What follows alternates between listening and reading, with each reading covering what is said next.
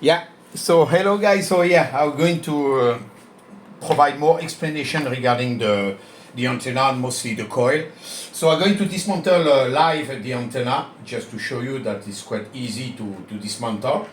And I will provide in this video more explanation regarding the sliding coil. So yeah, this is what in my previous video, I just need to open one screw at the top. Yeah.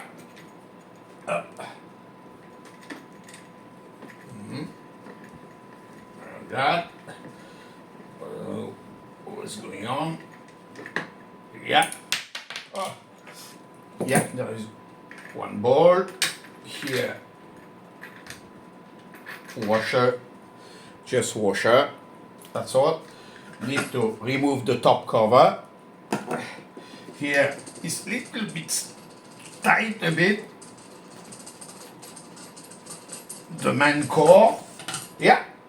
And you have the coil. So yeah, I'm going to open up the coil, and I'm going also to show you the support, the magnetic support I'm using for this antenna. In fact, I had this support for so many years. I never use it. I bought it during the expo, but I think it was suitable to be used with the antenna. So yeah, so you see, to open the antenna is very quick. So I will start first with the coil. I will take my phone. It's much easier. Yeah. So the coil. So just in detail. So here there is a bottom cover. Here you have the main screw, to be a screw. In fact, this is the main conductor. In fact, there is no SO239 or this kind of thing. This is the main connector. This is the hot point, we call that, to feed the antenna. Here, this is the connector for the controller. Yeah, this is the connector for the controller. On that set, after you have a bottom PVC pipe plug. Here you have the motor, the gear motor. I'm using a 10 RPM motor. Here, this is only bolt. I'm using, I am from Europe, so I'm using only metric system. This is a M10 here. Here, this is what I put in my website. You will see more detail in my website. This is the coupler. There is two coupler here. One coupler at the bottom and one coupler at the top. And here, this is the main shaft with the sliding connector. And in between for the coupler, there is a teeny fiberglass rod to make insulation between the motor on the feeding point, and also the sliding connector. So here, just to summarize, here, this is where you feed the antenna. Here you have the coil, and so on. And you simply slide with the motor the sliding connector up like that. Here there is two endpoint limit switch here. Two for the top and the bottom, and you just slide the sliding connector according with the frequency you want to tune the antenna. Here, this is the top of the antenna, and here you will see everything here is insulated from the coil. That means the motor on this part is insulated. This is fiber here. And here, this is simply a chopping board. It's stiff enough. It provides enough strength because the overall system for sliding, there is no strength. It's very smooth. That you don't need to put, to use very material with a lot of strength. It's not moving at all when the motor is sliding the sliding connector. But this area here is connected because the coil making contact with the sliding connector up to here onto here, and after you feed here This is the feeding point here for the antenna. So this is a very classic circuit like you can find in a lot of ATU. This is how it works. So this is the overall sliding coil. Yeah, it's quite simple. The overall weight of the antenna, including the whip, the telescopic whip, is 2.7 kg. So the total length of the, I will say, the antenna body here for the coil is about 47 centimeters. That's all. So this is all you need to do. And it's quite simple. As I show you now the PVC pipe. So of course the cover, the main cover for the overall antenna is participating in fact for the stiffness of the overall system. So it's very good, but mostly it must be a non-conducting material. You cannot use steel or aluminum. It must be like, for example, PVC. On the top of the antenna, I have simply this PVC plug on the top of the antenna I put here.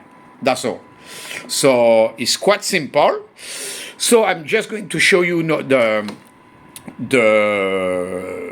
base socket I'm using. You have the choice. In fact, you can use with a PL239 or SO239. I always confuse. And you need to buy a special connector. Myself, I don't have a base, a magnetic base with a PL or SO239. It's a direct bolt here, and I just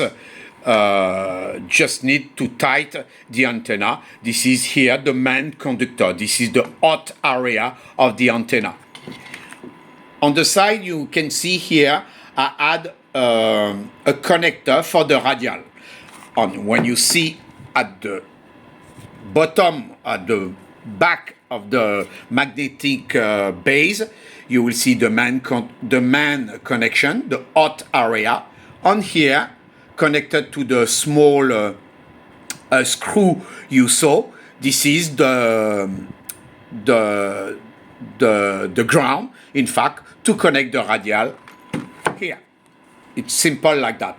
So I'm using this antenna. I did some tests during the weekend, and I'm using the 4 radial, 5 meter long. That's enough, and I can tune without any problem the antenna with the 2.8 meter telescopic whip.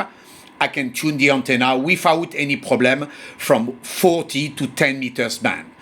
On 40, there is a bit of reactance, so it is better, obviously, to use the 5.6 meter telescopic whip. It will be better for performance regarding the 40 meters band, because using the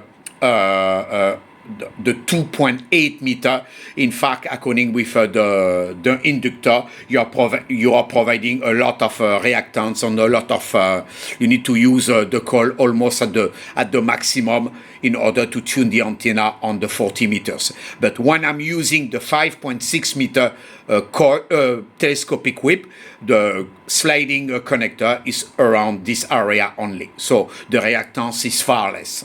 So that's it. It's quite simple. This is so to put it back, I'm going to shoot the video quickly. Sorry to be a bit long, but I think it's important to provide some explanation regarding the antenna. You put it back like that quickly. Yeah, sorry about that. I am alone at home today, and I have only one hand. So you put back the main core like that. On the top here, you put back the main. Sorry, I cannot access the. Oh, I have only one hand. It's difficult. Hold on.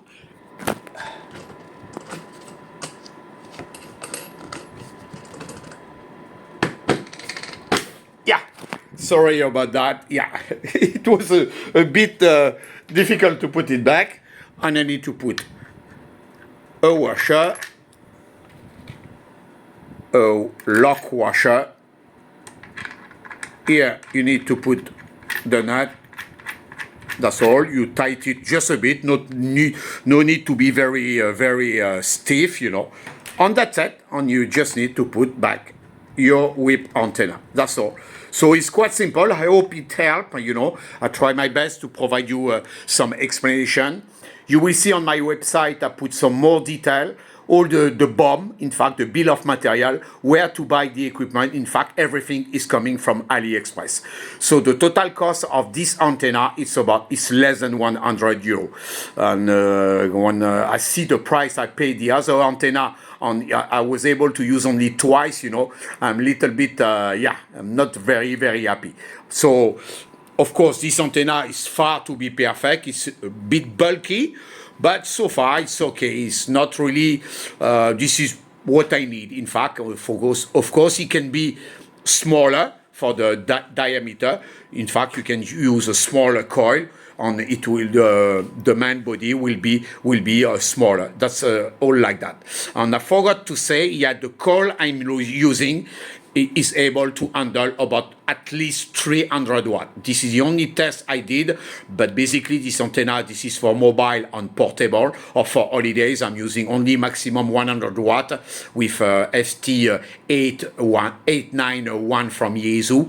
So, but I did some tests at 300 watt, no problem. The coil on the whip can handle this kind of power. So I hope it helped. I wish you my best 73, guys, and see you later on the air. Bye-bye.